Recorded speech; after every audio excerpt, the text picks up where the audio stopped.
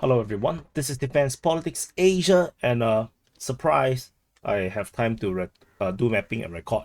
And so this is the summary for the day of 716 for the 9th of February. And for those celebrating Lunar New Year, happy Lunar New Year to you. And so the Frontline changes report.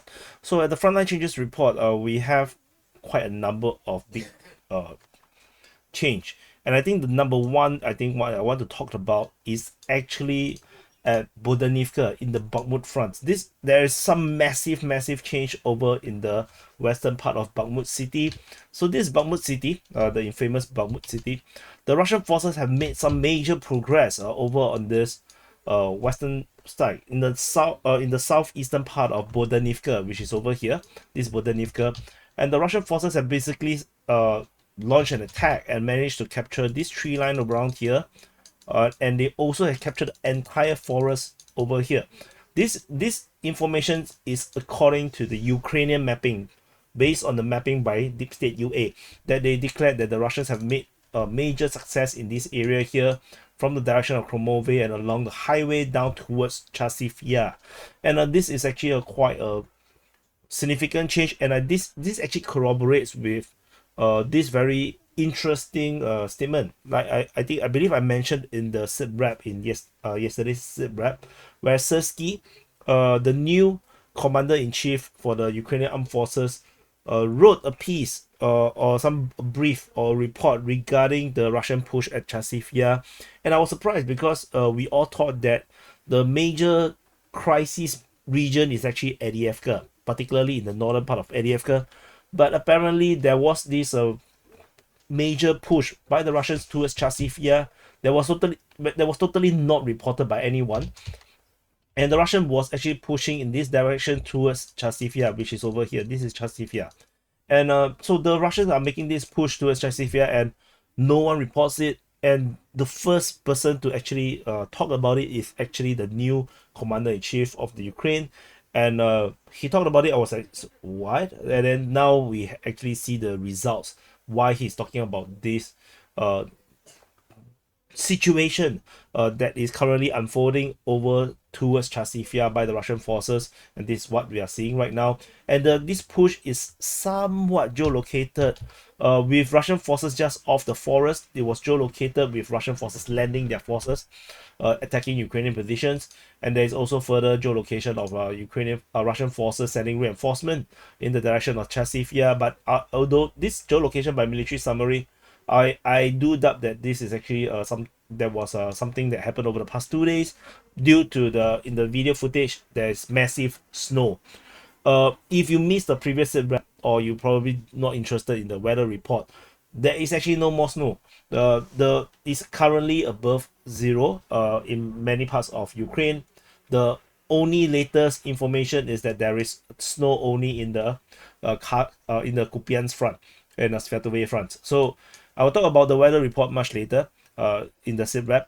And so this is the situation over at Bohdanivka.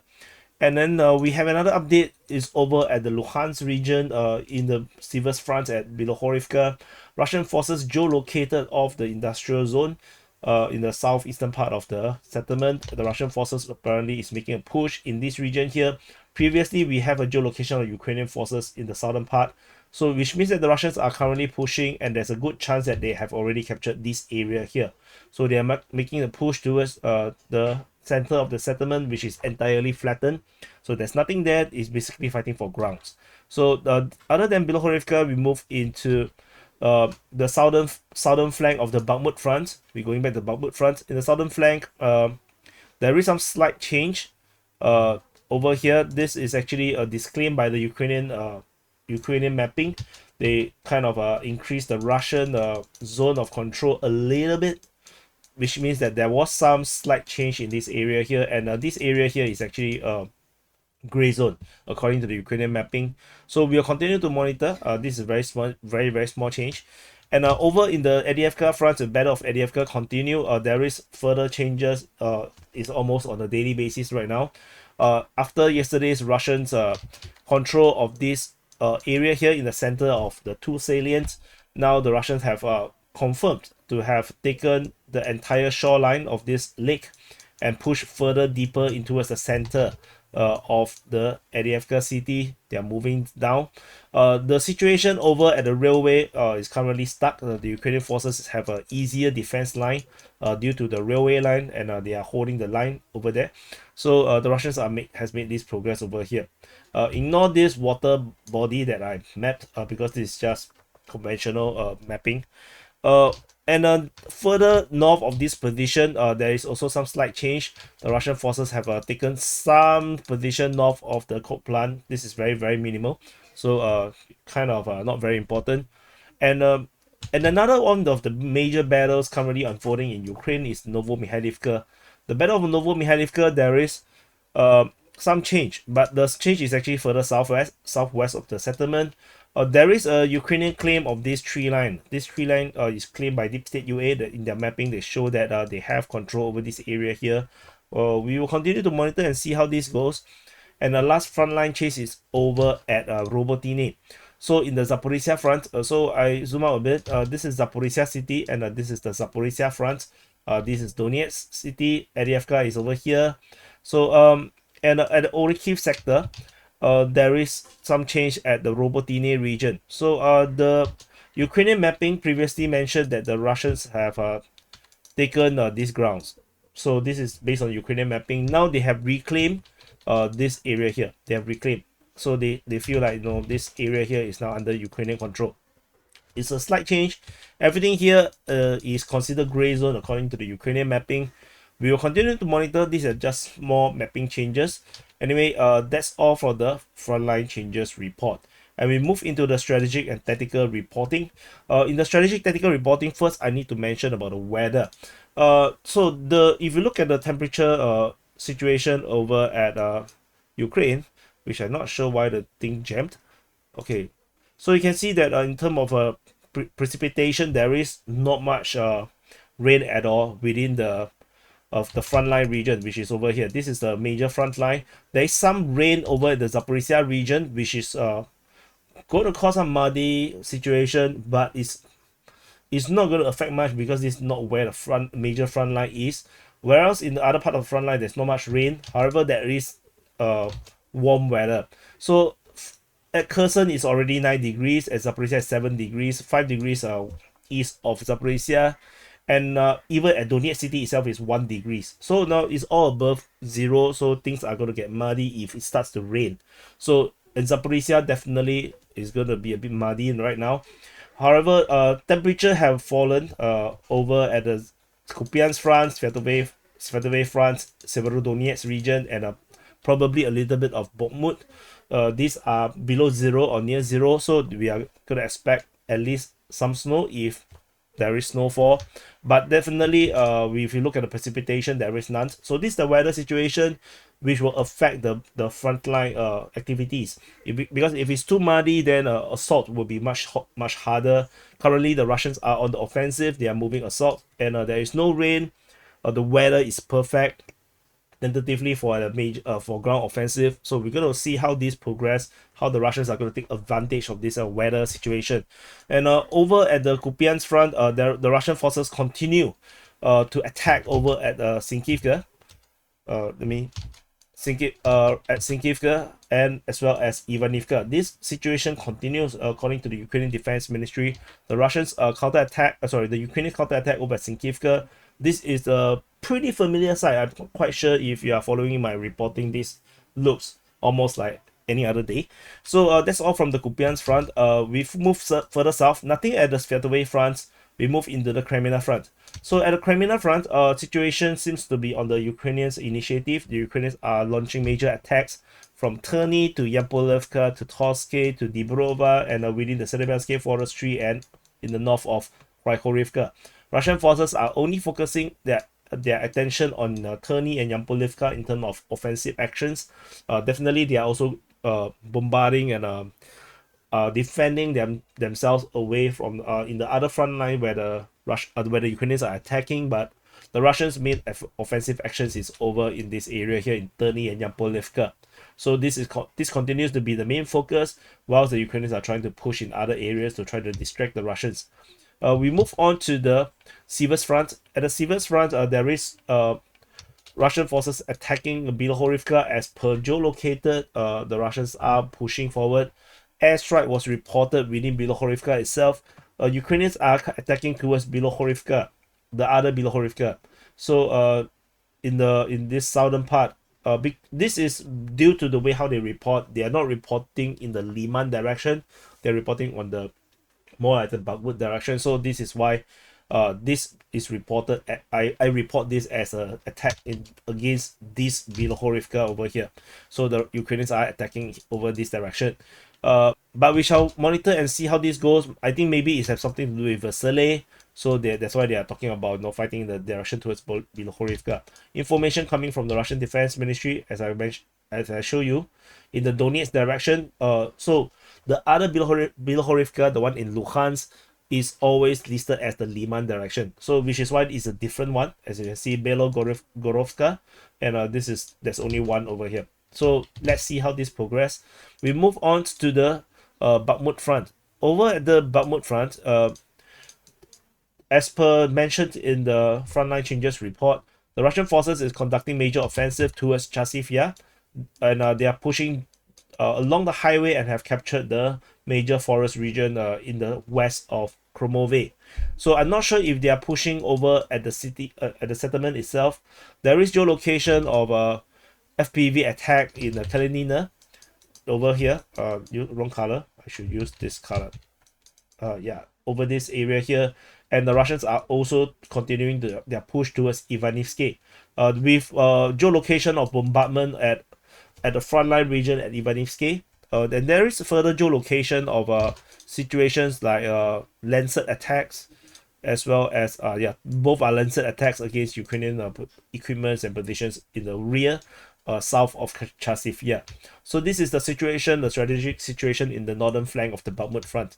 In the southern flank, the situation continues to be pretty much the standard. We have the Russians continue to be attacking Klishchiivka region as well as Avdiivka region. So this is pretty much the strategic situation over in the southern flank.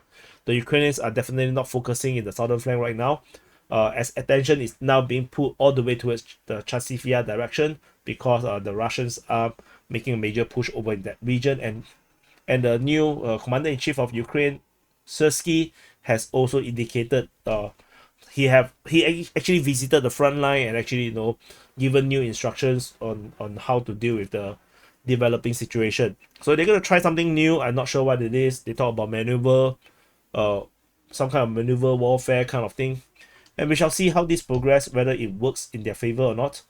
And we move on over at this Niu-York Front. There is reports of this New York City. This is Thorax, and there is fighting reported towards Pivnishny, according to the Russian Defense Ministry. So they're attacking this direction, but I'm quite sure this is just probing or just some fire mission or positional warfare. I think you can ignore it. And we move into the Avdiivka Front. So this is Avdiivka City.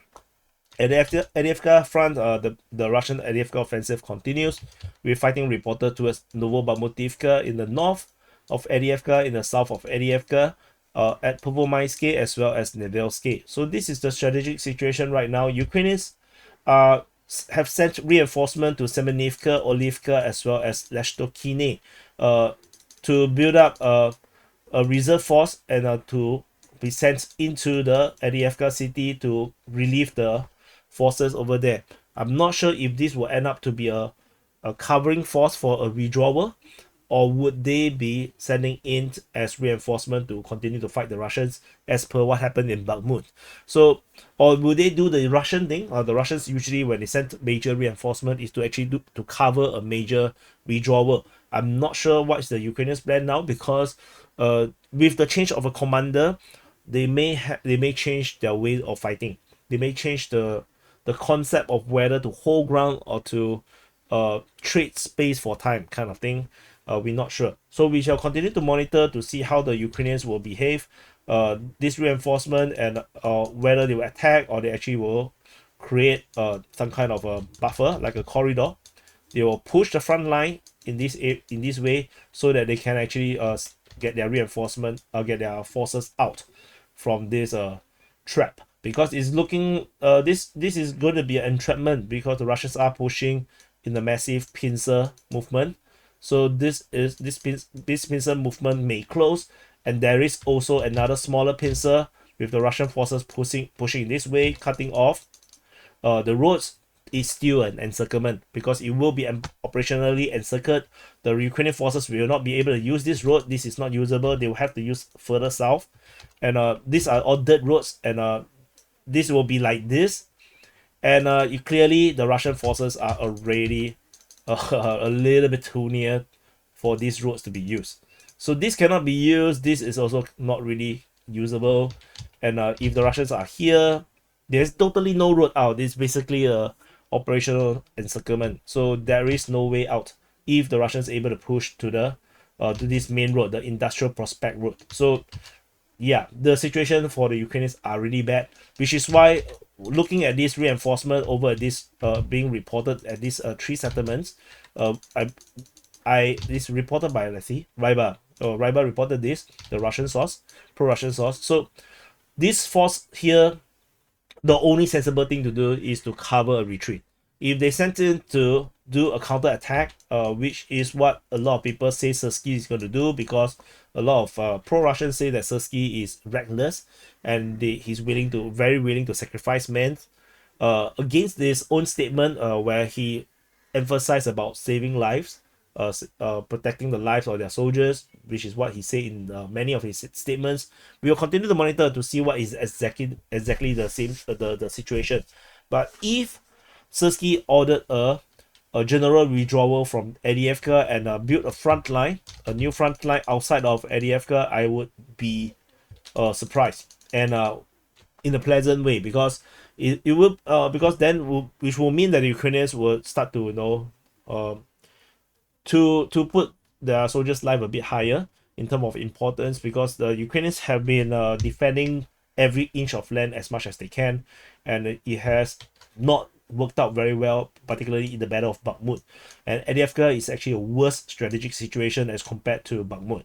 Other geolocations are actually FPV drones attack in the northeastern part of Avdiivka, and the Russian progress in this area here is actually now confirmed by geolocation.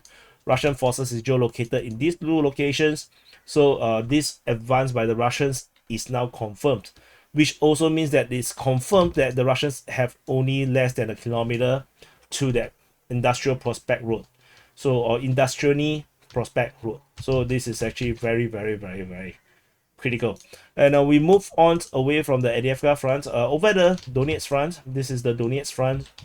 At the Marinka sector of the Donetsk front, we have some geolocation of Russian attacking Ukrainian positions over in Marinka and just off Krasnohorivka.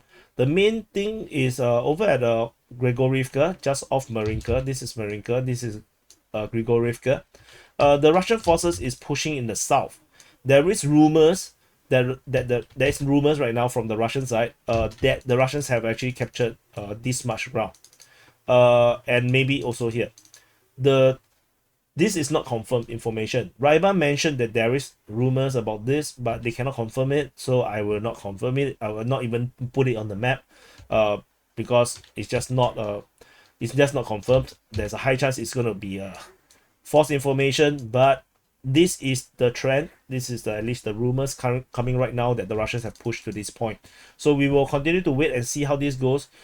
Lately, the Ukrainian mapping seems to be faster.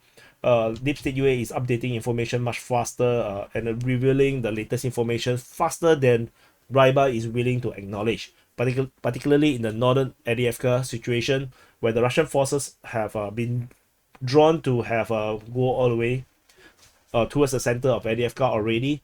Ryba actually put the entire area in the north is all gray zone. So so you can see there's some kind of slight difference between the two mappings, which is why it's good that DPA can cover all sides by covering the mappings and the reporting from all sides. Over at the Novomykhailivka region, the latest rumor is that the Russians have captured 1/3 of the settlement, but that's just rumors. but the Russians are continuing the offensive over at the Novomykhailivka region. The Ukrainian claims that the Russian forces has been pushed out is not acknowledged by the Russian side yet. So, and there is also geolocation or FPV drones attacking Ukrainian positions in their still more firm positions, because the area over in the center is pretty much a gray zone right now. It's a no man's land. So we will continue to monitor and see how this progress. And moving on away from Novomykhailivka further south, we have no more information except that this frontline change, which I already mentioned in the southwestern part of Novomykhailivka, is the return of the fighting at Zolotan. So after a pause, we have a 31st to 3rd, there was this push, I was talking about it. Then they paused, 6th they start again, and then they pause. Now on the 9th, in the past 24 hours, the Russians are reportedly attacking Zolotan again. So they are really very itchy to attack Zolotan. We will continue to see how this progress as per usual. We move on from the Donetsk Front into the Zaporizhzhia Front. So this is Zaporizhzhia city, and this is the Zaporizhzhia Front. Over at the Velika Novosibirsk sector, the Russian forces are counter-attacking or attacking at Prione in the northern part of Prione, as well as Staromayovsky. So this is the strategic situation in this area here. After I just talked about Prione went quiet, yeah, they are not going to let me have it. So so this is the situation at Velika Novosibirsk. We move on over at the Orikhiv sector. This is the Orikhiv sector. The Russian forces are continuing their attack, and there is reports of Russian attacking west of Novoporovska, west of Verbove, as well as Robotyne. Ukrainian forces counterattack in the south of Robotyne, which I put this because of the front line change. Otherwise, actually in the south of Robotyne, if you look at the records, the last Ukrainian attack south of Robotyne is actually on the 23rd of October. It's actually 4 months ago. So take this with a pinch of salt. It could be just the Russians are not taking these positions and the Ukrainians just walked in. Or it could be the case where the Ukrainian mapping actually mapped it wrong, and then now they're just correcting the situation. We will continue to monitor and see how this progress. And we go on to the Kayamsky sector. There is no fighting being reported in the Kayamsky sector region, except that there was just a geolocation of shelling by the Russian forces on Ukrainian positions north of Zerevyanki. It could be related to the previous report of the Russians attacking in the Zerevyanki region on the 7th, or in the Petikaki region on the 6th. We shall see how this progress. And that's all from the Zaporizhzhia Front. And we move into the Kherson Front. So this is Kherson City, and this is Kherson Front. At the Kherson Front, the Ukrainian forces continue to hold a small beachhead over at Krinky, wrong color, Krinky, and the Russians are reportedly still attacking it, according to the Ukrainian Defense Ministry. There's no news regarding the situation, nothing special to talk about. In the north, there is reports by the Russian Defense Ministry of attacking Ukrainian territorial defense and the Marine Brigade. The 37th Marine and 121st Territorial Defense was attacked in Tyakhinka and Mykolaiv. So there is some shelling reported in this area here. More particularly interesting is actually a geolocation of Ukrainians' HIMARS getting destroyed on the western part of Davydiv Brid. This is reported, this geolocation is reported by Criminal Caprice. Is geolocation of a video footage showing Shoigu, Gerasimov, and all the high-ranking in the HQ having this briefing, and then they have the video cam shooting at the projector screen, and they show it looks like some kind of a Iskander attack, some kind of a long-range ballistic missile attack against a target somewhere in Ukraine, and then a massive explosion against some perceived target that it looks like a HIMARS. I can't tell. They say it is what it is. I don't care. I'm just telling you that that is the geolocation. And that's it from the Kherson Front. And that's it. This is the summary for the day of 716 for the 9th of February. And thank you for watching. Do press the like button, subscribe, and now I'm going to go into the conclusions. So some conclusion. I think the major thing is still coming back to the change of command in the Ukrainian armed forces, and it seems to reflect into some kind of changes. Like I mentioned in the previous SITREP or conclusion, which you probably missed, I talked about the reappearance of Ukrainian aircraft getting shot down, and it coincides with the appointment of Srysky as the commander. So this is something that is rather interesting in my opinion.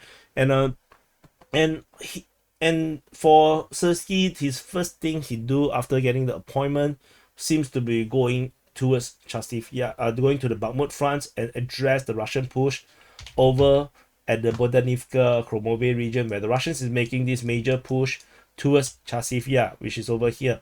So this seems to be a major focus for the Ukrainians. It could be propaganda or information warfare, but the capture is pretty major. If we look further deeper into the situation in the geography, this is a major capture. This forest is very major, and there is only one tree line over here, another tree line, and this is another forest, another major forest, a forest line over here, and this is already a settlement. This is already probably, I'm not sure it's the neighborhood or is the industrial zone. It looks like a neighborhood because there's shopping icons over here. So it is the neighborhood of one of the neighborhood in CHASIV YAR. So the Russians are not that far away. A tree line and another forest, and they are there. So the Russians are definitely making some major actions over this area here, and it remains to be seen if the Ukrainians have more fortifications and entrenchment towards the rear, because this is getting a bit far away from where the major entrenchments are. So we'll continue to see how this progress, how this develops. The rest of the front line, let's say we go from the front, I think Kupyansk Front, I don't think you should expect much. The fighting towards Ivanivka continues to be in the fog of war. We do not know what is happening. Sinkivka continues to be this kind of like a scam. I do not know what's happening over there. Because they always say they are both are defending and attacking, so we're not sure. And nothing at Svedove at the Kreminna Front. I don't expect much changes right now. The Russian advance at Kherson and Yampolivka suddenly has been not reported anymore. Maybe the Ukrainians have sent reinforcements successfully to hold the line over here, and they are now sending more more forces to distract the Russians and pull them away, pull them into focusing on the other fronts. We're not sure because everything is always so static over in this front line. Bilohorivka, the Russians seems to be again quite determined to capture it, but it has always failed. We will continue to monitor how this goes. And so the Bakhmut situation is, like I mentioned, is only mainly in the Bohdanivka region. I don't expect much things to happen in the south.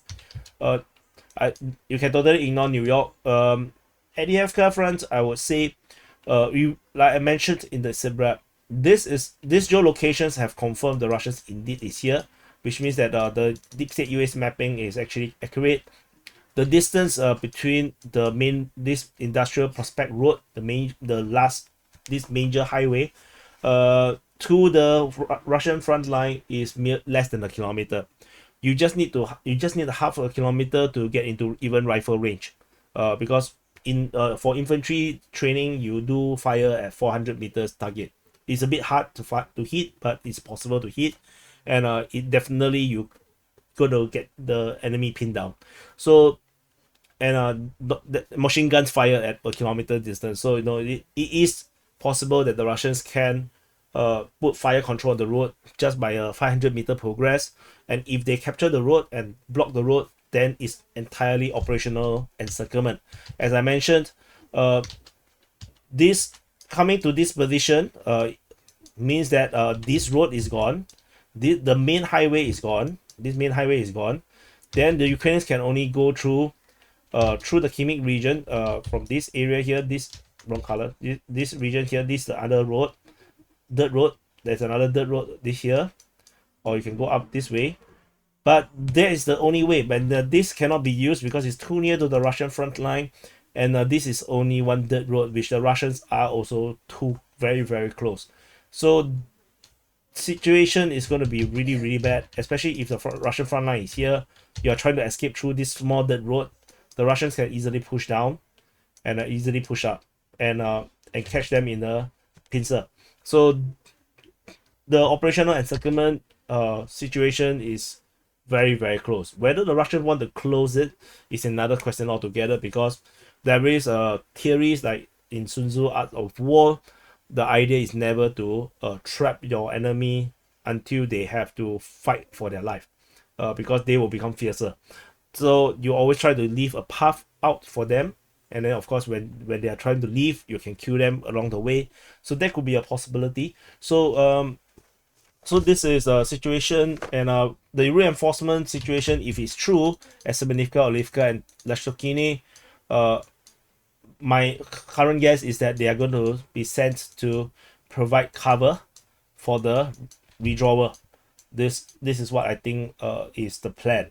If they're going to send in to, like in Bakhmut, to just to reinforce and continue the fight, then we're going to see a lot of disaster, to be honest, because the Russians have a superior artillery systems, as well as air superiority. It's just going to be slaughter. And the Novomykhailivka situation continues. We will continue to see how this progress. Suddenly there's not much information about this. Georgievka